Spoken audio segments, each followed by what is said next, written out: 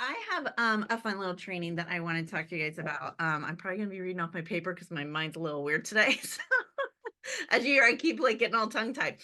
So so I'm gonna talk to you about 2%, right? And sometimes people talk about the top 2% or something like that. That's not what I'm talking about today. I'm talking about taking it 2% further, right? So kind of like the power of one, we've talked about that, the power of one more phone call, one more this, one more that. Well, this is talking about 2% and making that 2% improvement in your business, yourself, whatever it is, um, every day, right? And striving to make that 2%. I'm not saying go 100% every day, all day. I'm saying 2%. 100% leads to burnout, okay? But if you're building on that 2% soon, like what you're doing just becomes the norm and then you take it 2% further, okay? So, so yeah, so I'm super excited about this. I was listening to this training and they talked about this 2% and then they also talked about your thought spiral. And I was like, "Oh, my thought spiral." And they're like, "Are you spiraling up or are you spiraling down?" And I was like, yeah, I definitely can spiral down, right? We refer to the rabbit hole, going down the rabbit hole, right? I'm sure many people have heard that expression before. That's a lot of times when your thoughts are spiraling down. You're in this negative downward spiral of just like, oh my gosh, well, if I do this, then this is going to happen, and then that's going to happen, and then this is going to happen. And you just can't like break the cycle, right? And so we're going to talk about that too when it comes to your belief system. And so it's really important that positive talk. And this is also where that 2% comes in. If you're trying to change your thoughts, right? Because your thoughts become things, right? And it kind of dictates where you're going and where where you're headed, but also where you want to be, like how you want your day to go. I mean, there have been many times I have gotten out of bed and got out on the wrong side of the bed, kicked the door, did all these things, and I'm just like, I need to start this day over because I'm starting to do the spiral. I'm just like, well, of course I stepped in a puddle because I kicked the door this morning when I got out of bed, and it just kind of keeps going. And so you can change that with that 2%, right? So you can try to be 2% more positive. You can try to do 2% more work towards your business. You can try to do those things and think about what it is that you can do right now that is going to be 2% more than you did the day before or than you did in the last 6 hours, right? 2% more positive. I'm not saying you got to be Mary Sunshine, right? I'm just saying that you can, when you catch yourself doing those things, flip the script, right? And so it's interesting because the belief system your belief system positively affects the action that you take. And that is huge. And I don't think I know personally there are things that have come up for me that I realize that it goes back to my belief system. I can be as positive as I can be on the surface, but if I don't believe, like if I don't truly believe that it's possible, I am wasting my time. I'm wasting my time. And so it's so important to realize that and allowing that positivity to affect your results, right? And so that belief, you think about it, so your belief system and that positively affects your action that you take, and that will affect your results, getting you good results, right? Which makes you believe automatically get stronger. Your belief gets stronger because you have those good results. So I'm going to give you the opposite example, right? Because it's easier to give an example of a negative spiral, right? And that affects your belief system because you're proving yourself right over and over in this negative spiral. So let's say I wake up and I'm like, I am going to run a marathon. Go ahead, laugh. If anybody knows me knows I'm not going to run a marathon, but all right. So I wake up, I'm like, I'm going to run a marathon. And I call Jenny.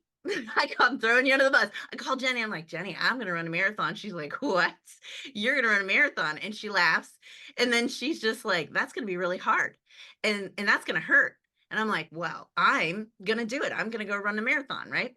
So the next day, instead of doing 2% towards getting myself conditioned for a marathon, I go 100%. And I go and I work out for 2 hours, right? And then the next day I wake up and I can't move, right? Because I don't work out for 2 hours. I can't move. And I was like, wow, this really hurts. This really hurts, right? So what Jenny just told me, right? Now I'm like, yeah, this she's right. This hurts, but I'm going to do it again. I'm going to go 100%. I'm going to do it again, right? And then I do it again. And then the next day I wake up and I'm just like, this is really hard, right? And so all of a sudden, this thought that Jenny put into my head, I'm starting to prove right because I'm starting to be like, gosh, she's right. This is hard. And it does hurt. And then next thing I know, I'm not doing anything. I'm like, yeah, I'm not doing that. That was a bad idea. I don't know what I was even thinking, right? And so, however, the way that you can adjust that belief is you can say, okay, I'm going to run a marathon and it's going to be great. Like it's going to be great. And I'm going to be so proud of myself at the end of this. Right. And so a way to kind of adjust that belief is to already think about where you're going and have that. And that's where, we talk about vision, your why, all those things. That's why we do the pillowcase, right? That's why we have, I was looking to see my things in the other room.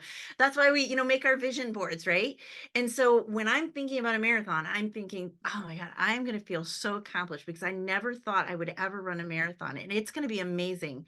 And I'm going to be really proud of myself just for finishing that race. That's amazing, right? And that's the way I'm going into it. Except instead of going 100%, I go 2%.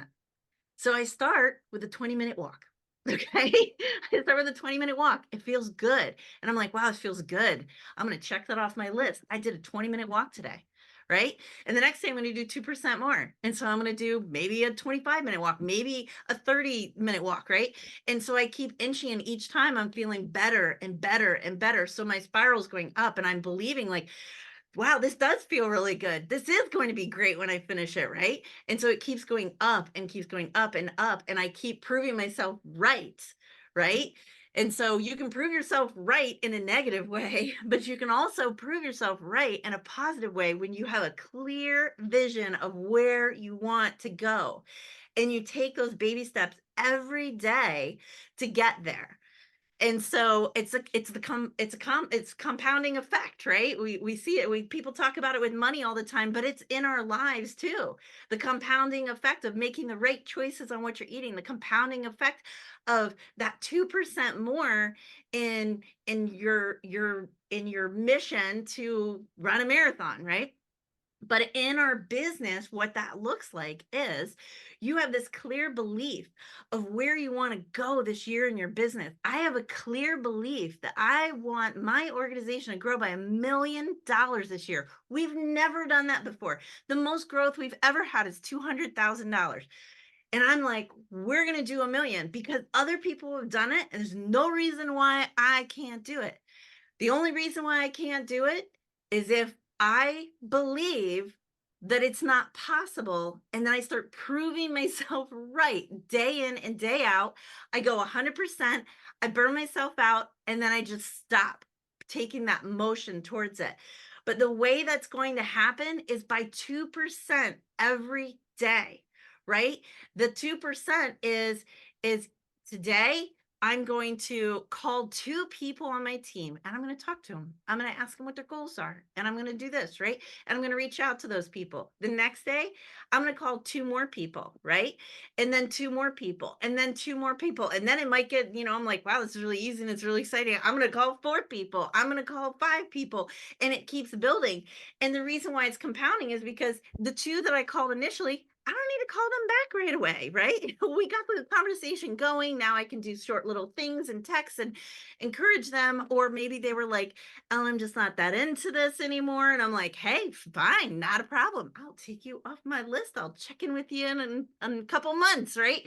And so that way I'm not wasting my time, with somebody who doesn't want to be bothered right now with it. But I don't know that unless I take that 2% every day and start reaching out. So that's my goal, but maybe your goal in the business is to just get more consistent, right? That's what success looks like to you. Success, you're like, I would be so proud of myself if I consistently did at least 2 parties a month That is an incredible goal, right? That's an incredible, incredible goal. And so what does that look like? That means 2%. Your 2% might be reaching out to 5 people and just texting them, calling them, whatever your means of communication is, and just reaching out to them and being like, hey, are you interested in doing a party? Of course, it wouldn't be like that, but whatever it is your connection is with them, and start the conversation going, and ask them about a party. And so those 5 say no to you. That's okay, because the next day you're gonna do 2% more. So you're gonna call 5 more, right? And those 5 might all say no to you, and that's okay, because now you're gonna call 2 more. But the thing is when people say no to you, does the conversation end there?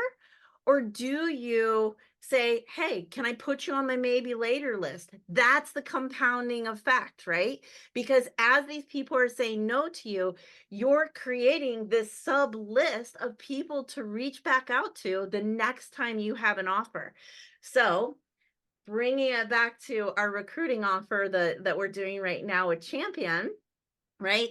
So, as you're reaching out to these people and they're just like, now's just not a good time, say, well, do you want me to keep you on my list? I can always kind of keep you updated on things that are going on with Tupperware, just in case the next time it is the right time. And just try to start getting that maybe later bit list built. So then the next time we have a big recruiting offer, or in 2 weeks when we're doing our appreciation night, you can message those people and say, hey, would you like to tune into this and be my guest? We're doing some drawings. We're going to have a cooking demo, and you can just hear a little bit more about the business. So then that way, when the time is right, you can make an informed decision. I know the answer is no right now, and I'd love to do that. I love to take it away. I love to say, I know you're not interested right now, so no pressure. I just would love for you to just come see the recipe and just be my guest. Maybe you can win something, right? And so, but that's what you're doing. That's what that looks like. That's what 2% might look like for you. But you're creating that list. That's the compounding effect of the build on this 2%. Because each day you're going to do a little bit more and a little bit more. And then next thing you know, you've got this list. When people talk about list of 100s, you're going to have a list of like hundreds and hundreds of hundreds. Okay. And so, and then that way, when we do have offers, people will be like, wow, how did you get 5 recruits in this 24-hour period? And you're like, well, I've been working on those 5 recruits all year, because every day I reach out to people and they tell me no. But I get them on this list so that when we do have a really great offer, I can then reach out, and I'm not starting at 0, just sitting there going, my cousin said something about wanting some extra income. And what was that host name from January? She was so cute. She had the blonde hair. She was so nice. I can't remember. You have this list ready to roll. So um, I hope that helps. And I hope that the next time you catch yourself starting to go in that downward spiral, you need to adjust your beliefs, and you need to get clear on your vision, and you need to be excited about moving towards that vision, and just really get in the as many senses as you can attach to that vision, so that you can just already know it. You already know it's happening. You know what that feels like. You know the pride that you have when you hit this goal, whatever it is. And like, and it's funny because I've been doing this visualization like workshop, and it was really interesting, because there's like, it's gotten me so good at creating like the vision in my head. When I kind of like stop the meditation on this vision, I'm almost like, crap, I don't have it yet. Like, because I truly believe, like, I'm in the moment. I'm just like, oh, this feels so good. And my bank account's full. And like all these things I come snap out of it. I was like, oh, not there yet. I better get to work. Right. But I believe that it's definitely happening and it's coming, but it's not going to come if I don't keep doing that 2% over and over and over and over and over and over and over. Just the 2%, not the 100. I've tried that. It does not work. It just gets you burnt out, right? And frustrated. And that's when you give up. And that's like they say it's like the plant growing, right? And then you're just like, this doesn't work. And then it stops just before it's about to break through because you're tired, right? You've been like, I'm doing all the things every day forever and nothing's happening, right? But that 2%, it almost becomes a game, right? All right. So I hope you enjoyed that. I was super excited to share it. When I heard it, I was like, oh my God, this is such good stuff. I'm like, and I am so guilty of all of this.